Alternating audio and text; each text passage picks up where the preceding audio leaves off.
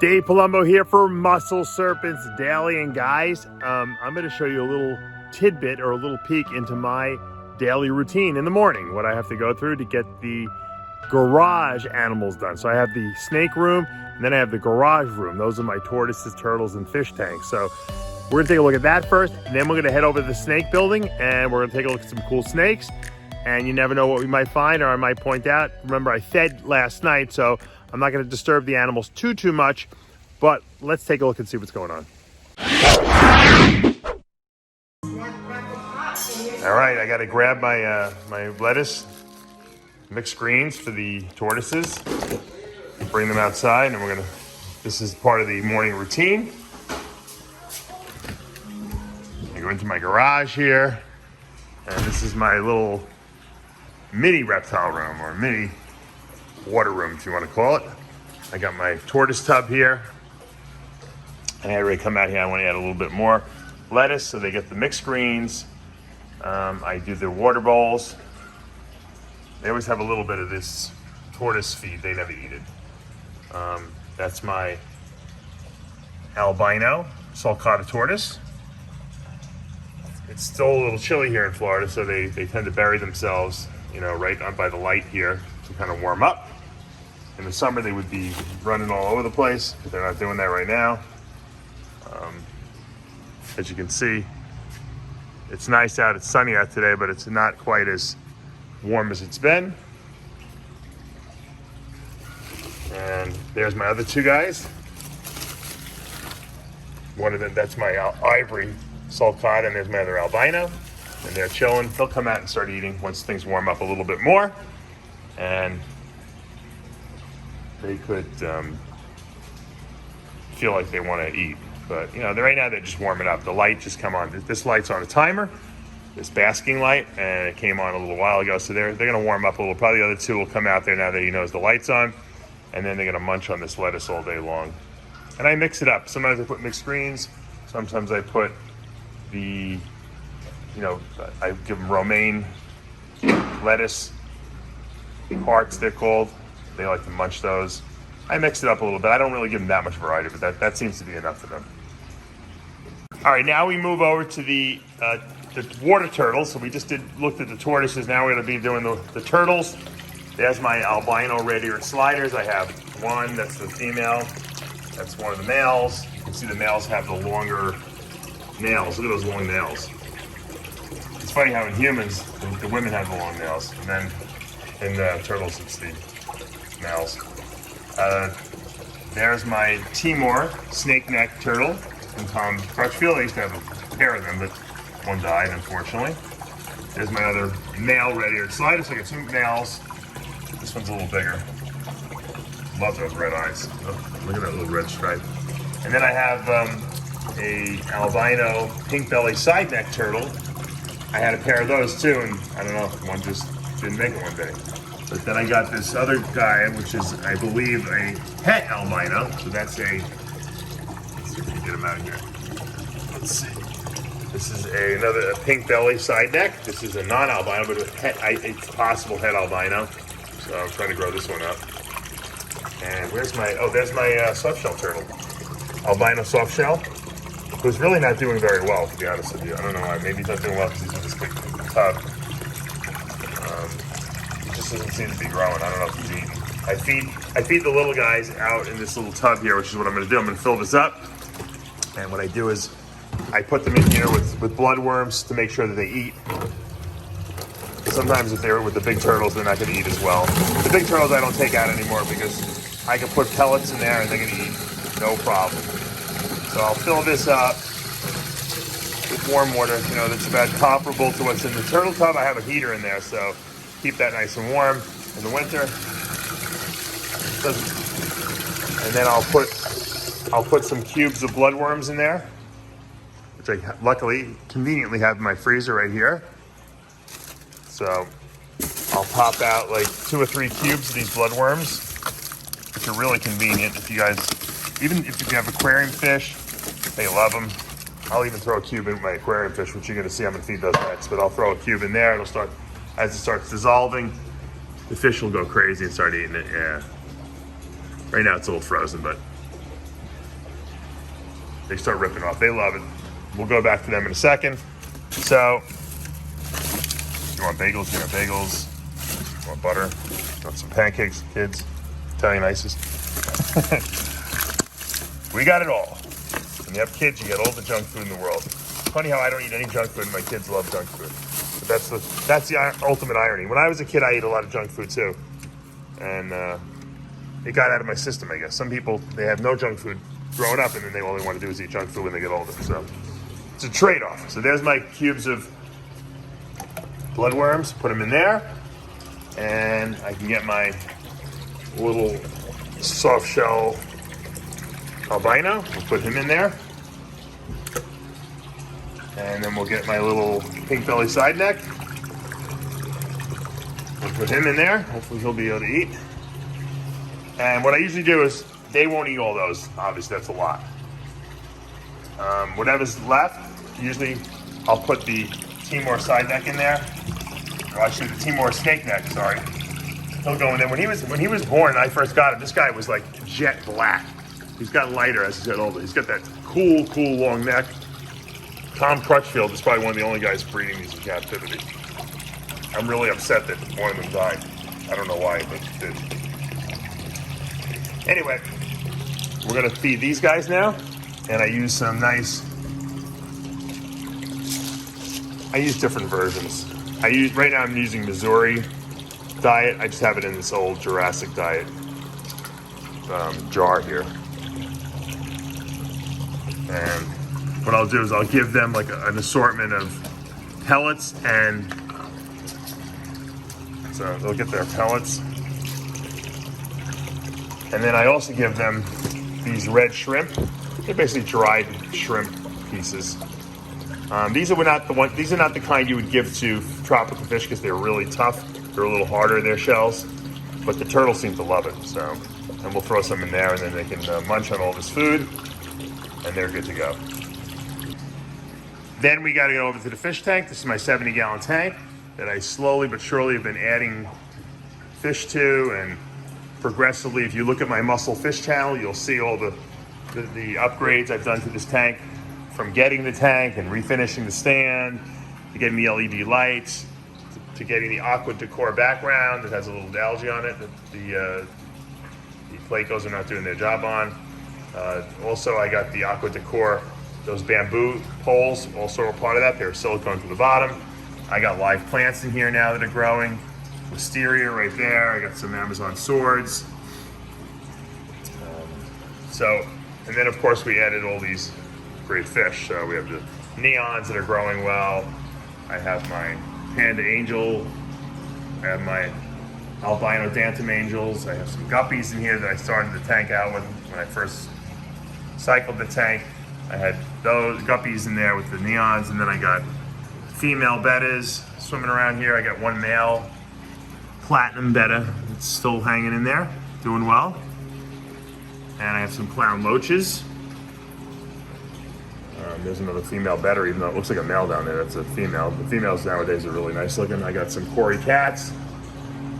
And then I just recently got the discus fish. That's my Sam Mara, blue-faced Sam Mara. He's eating some of those bloodworms down there. Oh, there's my platinum betta. And they're all waiting for the next load of food. So we're gonna give them some flakes. Just for all the smaller fish. The discus and all the other fish will eat the flakes too, but I'm gonna put more substantial type of food in there for them. So they'll get the flakes in here. That's for all the little fishies. And angels love the flakes too. They'll eat anything pretty much. The discus will munch on them a little bit, but not quite as much. They like the heartier food. I usually give my discus fish, I'll show you what I give them. I give them frozen beef heart that is made at Discus Madness. They make up a special blend for me. Well, not just for me, but for anyone who wants to buy it. And it's beef heart. It's like vitamins and minerals and all kinds of stuff they kind of mix in there. And it's frozen, and they chunk it up. And you just kind of throw it in there, and it'll dissolve. And those discus, when it falls to the bottom, the discus, you see it like they're eating over there, the bloodworms, they'll eat that beef heart as well. And that's really good for them. They grow well from it. It's got a lot of nutrition in there for them. And these other fish like the clown loaches, everyone will kind of munch on it a little bit too. And that's great because that's only going to make them healthier. There's my albino bushy-nosed cats in there as well. And I have a Placo somewhere around here that's really nice. I don't know where he is. He's hiding out. And that's it. That's my morning ritual of the tanks and all the tubs I have set up here in my garage. There's my, we can't leave this out. This is my carnivorous plant. My pitcher plant, although the pitchers are all dried up right now. I'm waiting for new ones to come out. The insects fly in there, and then they get dissolved basically by the digestive juices of this plant. And this plant's doing really well. It really should be hanging, but I just don't have any place to hang it from right now, or I'm too lazy to. So I water it, give it a little bit of water every day, and it's kind of growing like crazy. I'm trying to figure out what to do with it. I kind of just love it. I love all kinds of like plants and animal life. And this is this plant, this flower that's growing right here on this thing, this red flower, it's the longest lasting flower of any plant. So once it flowers, it'll stay there for like months and months and months. It's crazy. It's a beautiful red little flower too. And I saw it in the supermarket, I bought it. So it's been doing well. It does last a long time. Tortoise is still being lazy. And then I gotta go across the way. That's my RX muscle and species nutrition building. Upstairs, downstairs is the snakes. And that's where I have all my boas and ball pythons and olive pythons and carpet pythons. So there's a lot to do. I think it rained the other day, so I don't have to water my plants. I got my cacti here. I've been basically breeding them in a sense. You just kind of take a little clipping, you put it in water, and you can grow new ones. And these are I had some mangoes I ate the other day. We took the seeds, we're growing them. I had a bag of potatoes that were going bad. I threw them in here, and I'm growing my own potatoes now. So we have a weird angle in the sun right now. I got my mandarin citrus tree right here. It's kind of like in a little bit of hibernation in the winter. This is my pineapple plant. I actually produced my own pineapple. You know how you buy a pineapple in the supermarket? I trimmed the top off. I rooted it. I produced my own pineapple finally. About this past season, and now this thing is growing like a weed. Here's actually the top of that new pineapple that's growing itself. So I'm growing pineapples too here. This is the advantage, and you can do this all in Florida. And I got the guy mowing the lawn, all in the middle of the winter. So it doesn't get much better than that. Hopefully you guys are having a nice morning.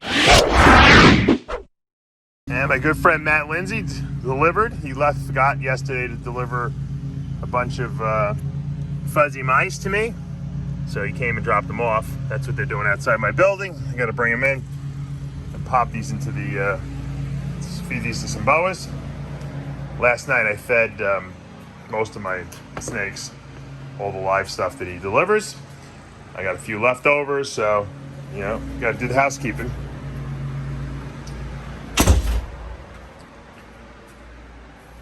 These guys, will go into. I usually feed my boas really small prey items. They'll get. There we go. So my boas get very small little prey items when they're babies, for the first year really. They don't need to eat big stuff. No reason to bulk them up. Feed them small stuff, and they grow. They don't need a lot. I think a lot of people think that they need to be force-fed. Boas, when they're little, if you feed them too much, and I learned the hard way, they'll regurgitate, really. Once they hit a certain bulletproof stage at about almost a year, you can feed them pretty much bigger prey items and they're fine. But I find small prey items do much better with the boas. Look at this little boa. This is a hypo Honduran T positive or T positive sun glow Onyx Boa. It's one of the what I call super dwarf boa localities. This guy's a 2019 male. He's tiny still. He's still in a hatchling rack, and he's got plenty of room in here. And he's gorgeous. Obviously, the Onyx Boas are probably the smallest, I would say, dwarf boas out there, and that's why I call them super dwarfs. And he's still eating, hoppers, small mice. He only eats every maybe 2 or 3 weeks. They don't need a lot of food. you know, especially the super dwarf localities of the boas. So I would give him more than a hopper, but I would give him more than what I just showed you, that little fuzzy, but he certainly only need, you know, doesn't need more than that. A small mouse is the most elite. You know, here's his sister, who's really tiny. Look at her. She's super tiny. I had showed you her before. She escaped from me for 2 months, and so she fell behind him a little bit, but she'll eat, you know. I'm just checking right now to see if she ate her food. She ate a small little mini mouse that I gave her. Like, I would call it a medium mouse. And that was the only meal she's eaten in the last 2 weeks. And you don't have to feed them a lot. You really don't. Here's my 20s, 2020 onyxes. Here's a beautiful female onyx, if anyone's interested. I haven't listed her yet, but I will. She had a small mouse too, and barely see a bump in her. She's right now just chilling and digesting. But they don't eat a lot of food. It's great. I mean, if you're looking for you love boas and you just don't want to, you know, a snake that needs a lot of room because you have limited space, that's the way to go, really. All right, I'm going to take my Timor snake neck turtle. I'm going to put him in the tub. He's going to get a little bit of bloodworms, whatever these guys didn't eat, which is a lot. This guy will eat everything. He's a monster. He will eat a ton of these bloodworms. There's got to be at least another 2 cubes left still worth, and he'll just munch up these things. And you know, that's good. I'm glad he's eating. He doesn't seem to eat that much in the big tub still. He's not eating a lot of pellets, so you have to keep an eye on your turtles and make sure they're consuming, because when you have a lot of turtles together, like I keep a lot together because I'm not really into breeding them. I'm kind of keeping them more for just, you know, for pet's sake. Kids love them, I like them, and I want to make sure even the smaller ones that are a little behind the big ones in there are eating enough, getting the nutrition they need, you know. So I put them in a separate tub, and you know, when they get to a certain size where I notice they're eating off the surface like these guys are, then I can kind of, you know, chill out and kind of leave them all together. Oh my God, I didn't even see this. The FedEx guy must have come while I was in the snake building. So we got a snake here from Seth Hodges. We will open this a little later, and you will see exactly what we received. We're gonna put it in the snake room. Always exciting when you get a new snake delivered, and you know, I feel like a kid on Christmas. This is my Christmas. I always tell people, you can't buy me any Christmas presents. Really, they surprise me nowadays. But if I get a snake, I love it. All right, the deep red turquoise and my blue-faced San Mara discus devoured all that great beef heart, so they're nice and colored up. Now look at it. Look at that one. Look at that deep red turquoise. Look at how beautiful he is. Wow. It's amazing how they change color a lot. They'll blend too. You see, they'll get more striping and they'll blend. But he's really nice. They're all chilling out now, digesting. Actually, they're still eating. Some of these fish are still munching on a couple of little things that are still left on the bottom. All the catfish, that's the cleanup crew, I call them. They're eating up everything that still fell to the bottom. And I don't know where my golden nugget pleco is. That's my albino bristle nose. But I have a golden nugget pleco in here someplace. I have no idea where he is. Those things, they could disappear. I had one that I bought years ago, literally. I didn't see him for like a year. And then he popped up one day and he was huge. He did grown. There's another albino bristle nose. I don't know where the golden nugget is. He could be anywhere. I would think he's probably on the driftwood somewhere. He's probably on the other side. I can't see him. Sometimes I go back and watch these videos and I say, oh, there he is. I saw him. I just didn't see him when I was doing it. I actually have some banana plants in here too, someplace in the back. Anyway, tank's looking good. We're gonna grab these turtles and put them back now in their big tubs because they ate all the bloodworms. So this guy's gonna go back. And these little guys are gonna go back in. And this little guy's gonna go back in too. Okay. Turtles, fish, tortoises are all fed now. Now we can head over to the snake building. All right, guys, I want to just bring up a topic that sometimes is things you don't want to have to talk about, but, you know, I lost a snake the other day. The girl, Kirsten, who helps me cleaning snakes, she called me up and said, come down here. I came down, and one of my albino Mardi Gras that I produced a year and a half ago was dead. It didn't have a respiratory. There was nothing wrong with it. There were no signs. It was breeding. 2 females I had it breeding this year, and it had good weight on it. You know, it was flabbergasting for me. Now, it did have a hide box inside its tank, inside its tub. And I noticed on the body of the snake, and you can tell, I'll put up a picture of it. It was like, it almost had an indent of where it was kind of stuck in here almost, like its body. And I don't know if its body got constricted off because it was bruised on there. So I don't know if it got stuck in here and that caused its death, or it was in here, it was going through here when it died, and it just, you know, left a bruising there because of, you know, how it died, because that's where it died. I'm not sure what caused the death. I doubt it was the hide box, but who knows? Freak accidents happen all the time. If you're going to breed animals, you're going to lose animals too. You're going to produce a lot of wonderful stuff, but you're going to lose animals. I've lost super high-end stuff.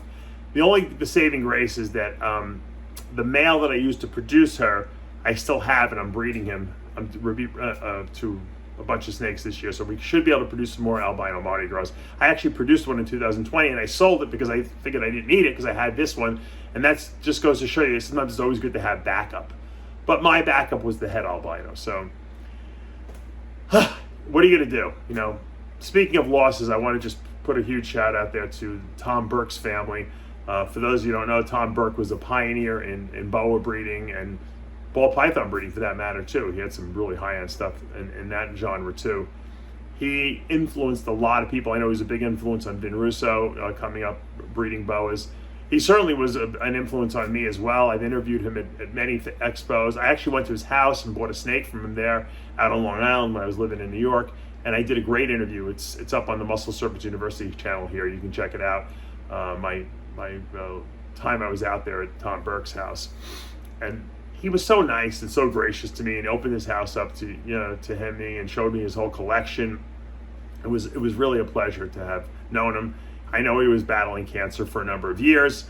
Matter of fact, I actually over the years have sent him nutrition supplements from my Species Nutrition Company to help him with his immune system and stuff like that. And you know, he fought a long battle with it. It wasn't like he had it. You know, I know he was in remission for a while, so I don't know exactly what happened, but he's passed these past few days ago, and I want to just send out my condolences and prayers to his family and friends. I know this is a tough time. He was a great guy and very well liked. He was also actually a really avid fisherman. He was amazing. You know, some of the fish he caught. You can check out his Facebook page. You see some of the fish and sharks they caught. He had a really nice boat. I know he had a house down in the Florida Keys for a number of years. He had just sold it recently, but sad day in reptile breeding. So let's go look at some snakes in honor of Tom Burke. Here's a really nice looking Mardi Gras or Enchi Freeway. It's also Orange Dream and what I believe to be Hurricane. I've showed you her before, or him before I should say. He's also 50% het pied. This is what I believe to these little swirlies on the side, I believe is the Hurricane in there. You can see the Orange Dream in there for sure. I don't want to disrupt him too much because he just ate yesterday a nice meal. So you know what, I lost one beautiful albino Mardi Gras, but you know what, I have backup Mardi Gras coming into the coming up behind him, and we'll pick up some of the slack, and hopefully we'll produce another albino Mardi Gras this coming year I should say. He's gorgeous. I love him. I mean, if you don't have anything Mardi Gras in your collection, or Freeway I should say, you got to get into this. This is a gene that's just so awesome, these combinations that are being made. And you can see, I mean, if this does have Hurricane like I think it has in it, I'm pretty sure, I would bet my bottom dollar. This is a world's first here, obviously. This is a Orange Dream Hurricane Mardi Gras, or Enchi Freeway if you want to list it that way. I like Mardi Gras. Mardi Gras sounds better. Here's another superb, what maybe my best Freeway combination I produced to date. This is a Super Orange Dream, Super Enchi. I believe there's a copy of High Intensity in there, Orange Dream as well. And that is a Freeway right there. Craziest, cleanest, wackiest I've ever seen. Look at the white splotching. Now this is 50%. Actually, this is not 50%. There's actually no, I thought there was pied in here. There's no pied in here. But he definitely has like what looks to be like a ringer, you know? And that could just be from the Super Orange Dream, Super Entry. Who knows? That stuff creeps up the white from the stomach. This is a really, that looks down, he ate yesterday. Look at that white belly. So clean. I mean, have you ever seen a Freeway this clean looking with all that white? It's really amazing. Look at it. It's been reduced, the pattern, to little like blotches here almost. And that's the male, and this is a female, his sister, who's also pretty spectacular. Look at her. That's pretty crazy, right? She's Super Orange Dream, I believe, as well. And I don't think she's Super Enchi. I think she's just one copy of Enchi. I believe she has High Intensity in her as well. And that's a Freeway there as well. So, sister and brother, what a duo, right? Imagine breeding these guys together. What we'll produce. So, even though we lost a great Freeway combination today, we will make up for the next generation. And that's what I'm trying to do, constantly perfect it and make it better. And these two look completely different, don't they? So insane.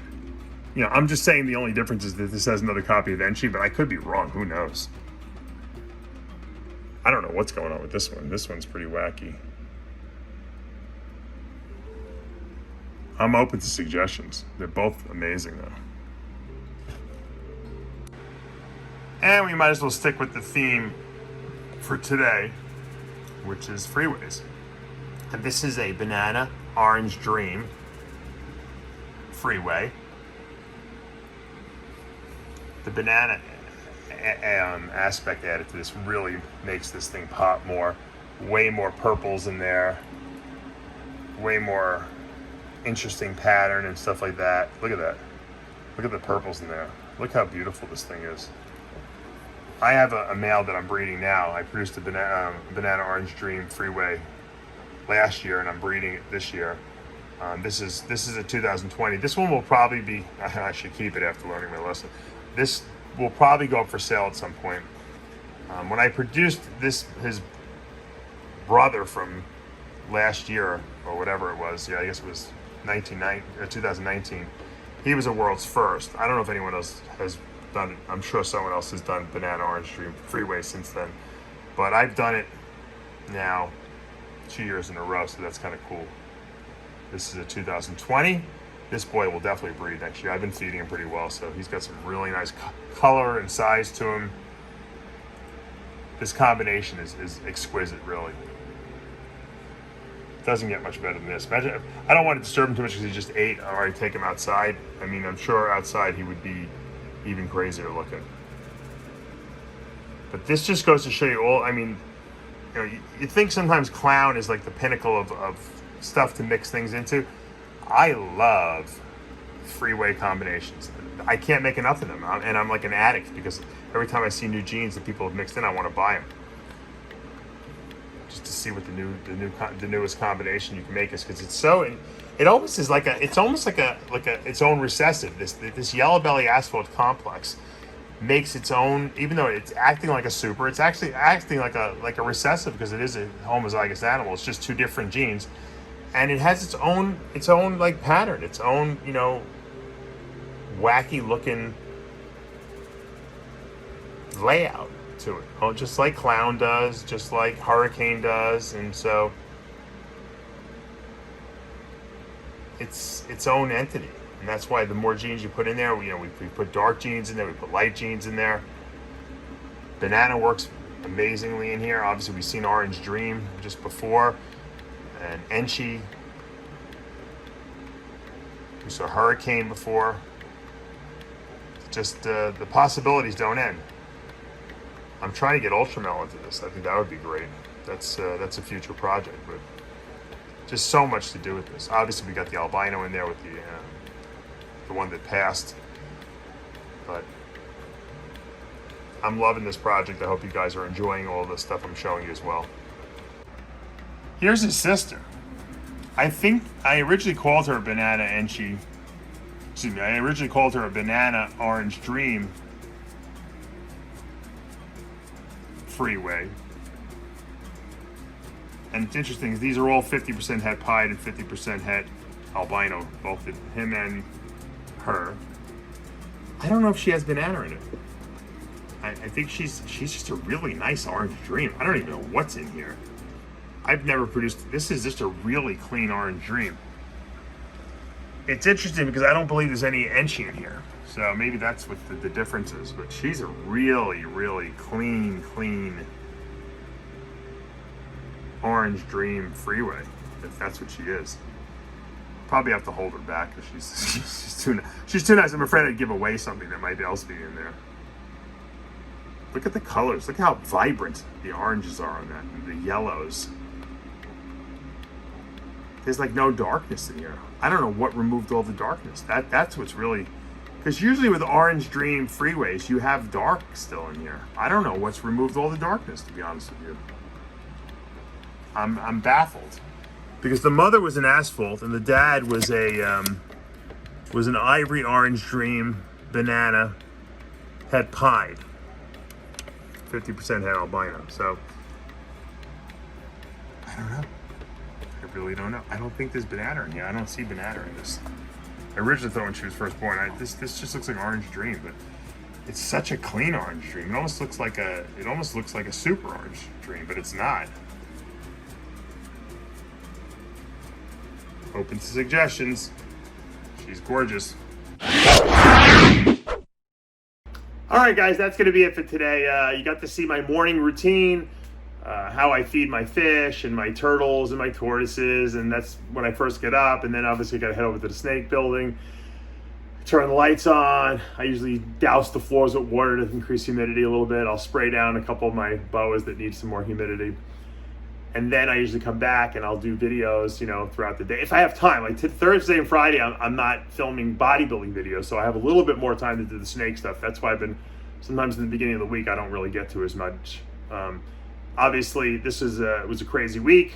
Tom Burke passed, sad news. I lost a snake, but as you can see, there's always you always got to be nurturing the next generation that's coming up, thinking about what your next project is, and plotting what you need to get and procure for the next breeding season, because the breeding season is well underway right now. I'm sure by next month, some people will start having eggs already. I'm not going to have anything until probably March. That's usually when my snakes start to lay, but you never know. You could have a couple of early birds.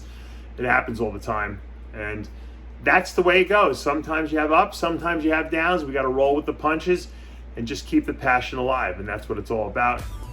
Huge shout out to Tom Burke's family. And I'm dedicating this show to his memory. I'm Dave Palumbo. Guys, you know what to do. Hit that subscribe button, turn on your notifications, hit the like button. We'll see you back tomorrow morning.